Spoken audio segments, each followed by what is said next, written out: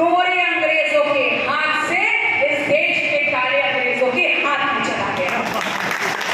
और उन काले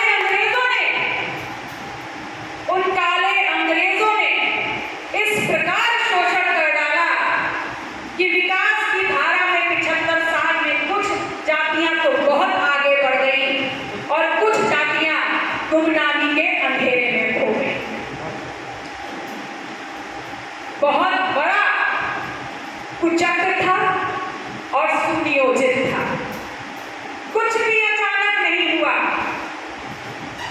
स्वतंत्रता के साथ, आजादी के साथ उड़ने वाले हमारे पंखों को इन 75 सालों में धीमे धीमे कैसे काट दिया गया, हमें पता ही नहीं चला।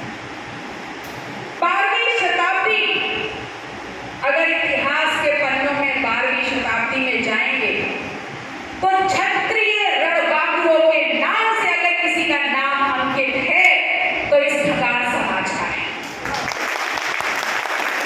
जिसको आधार और जिसको ये सम्मान उनके महाराजा भेद सिंह खगार ने दिया। लेकिन आज 75 साल की आजादी के बाद वो क्षत्रिय रणबांकुरों का इतिहास कहां आके सिमट गया। आज वर्तमान में ये समाज या तो लघु किसान है या सीमांत किसान है, या फेरी लगा रहा है या पटरी जैसे छोटे छोटे धंधों में लगा हुआ है, या अपने सरजमीन को छोड़ करके दूसरे प्रदेशों में जा करके छोटे छोटे धंधे काम कर रहे हैं। सपना था और गारंटी दी गई थी कि अगर जंगे आजादी में साथ दोगे तो भविष्य उज्जवल हो जाएगा।